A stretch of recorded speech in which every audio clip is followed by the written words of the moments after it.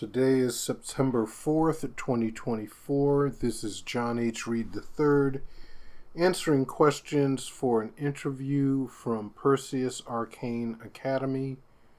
This is recording number 8, Other. The question is, I originally discovered you from Ron Clark's documents from many years ago. Do the Franz Bardon teachings have any influence on your work? The short answer is yes. Bardon's teachings play a role in the lessons, especially the magic of food, air, and water. As to food, many people do not realize that alchemical products are a sort of Eucharist. Each liquid product could be considered an extremely concentrated and powerful fluid condenser. Just as the lesson material is based on a graduated presentation of information, the use of alchemical products can be utilized in a graduated manner, being an order of magnitude higher with each new product. So it would start with, say, plant extracts, then a plant tincture, then plant essence, plant stone, what we call a plant resurrection tincture, and then the oil of minerals or crystals and the oil of metals. And in regard to the oil of minerals, crystals, and metals, as well as the plant resurrection tincture, only the dexterous distillation makes it worthwhile for use in a work. So I've mentioned Basil Valentine's dexterous distillation before. And essentially what that is getting what Basil calls the soul or the tincture to come over the head of the alembic, but it's done very gently at body temperature. Just imagine for a moment that you make tea. You steep the tea and the water changes color. That's a tincture.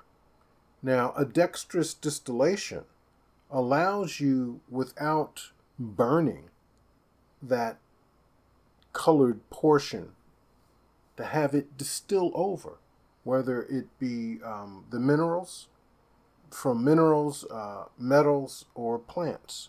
That tincture, that product that is made, or what the old alchemists would call an oil. Again, it's not really phenomenologically. It looks like you're extracting something. In truth, it's a chemical reaction with the minerals and metals that forms a hydrocarbon, from what I've been told, and then you can do various things to it. But the thing is this: there is a way to get that colored liquid to come over the head of the alembic. Literally, at body temperature, distill over, not burning. And that's why you call it resurrection. In the mythology of Christ, and, I don't know if there was a person named Jesus Christ, just like I don't know if a person named Buddha walked the earth ever, or Muhammad, or any of the other guys that people look up to, we all talk about. What matters to me is how we treat each other. But from an analogy point of view of teaching a lesson, when Christ was crucified and put in the grave, and Mary went to the grave after 3 days and found it empty, and then she saw what she perceived as the gardener, the caretaker of the cemetery.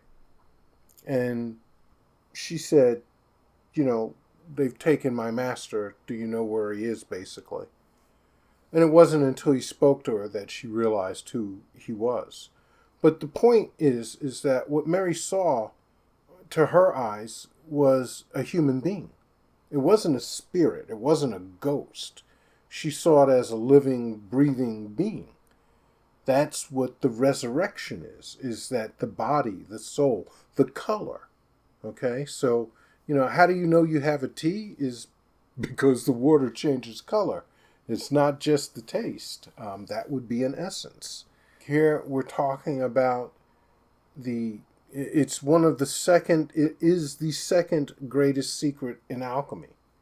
how to perform that dexterous distillation, because it's the resurrection. The first secret is how to bring about the death properly, philosophically, and that's the philosophical mercury. So you need the two, the death and the resurrection. So only products that have actually achieved, or an artist who has achieved the knowledge and the understanding to bring about that dexterous distillation, those are the only things that you can use at that higher level to really do the job. The lower stuff helps start the process, but you don't get to finish it unless you're able to do the dexterous distillation. All right. Next question. Alchemical Gnosis. What is this state, and how does it compare to other terms that we use to express achievements, such as enlightenment? Well, alchemical Gnosis is the full knowledge and conversation with the God of your heart.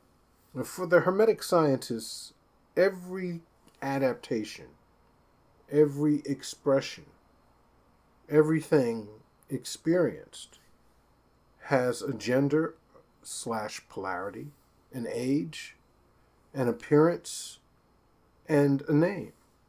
And so since everything is part of the one, we really see no thing as being preferential, but rather we seek to understand the adaptation the one has taken, even the stuff we call dark.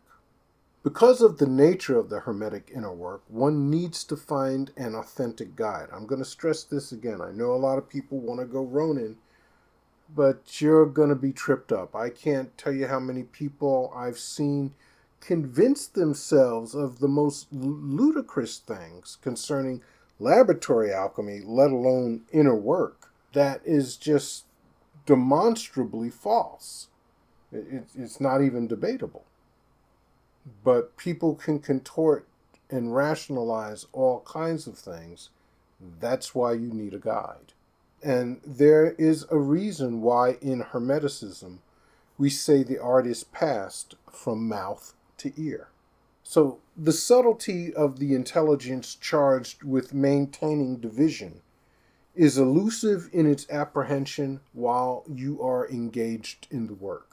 This is what I mean by people just rationalizing things and contorting stuff. That intelligence will, one of its first things is to stroke the ego.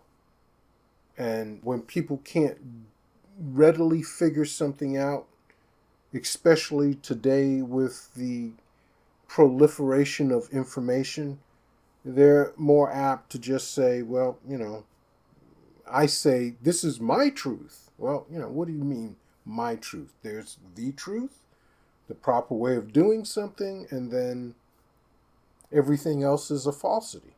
So it takes an objective third party to help the traveler navigate the path and to teach the ways and means of discerning truth from falsity, especially in regards to inner work, so that in time the traveler may do so unaided. We seek understanding above all in Hermeticism.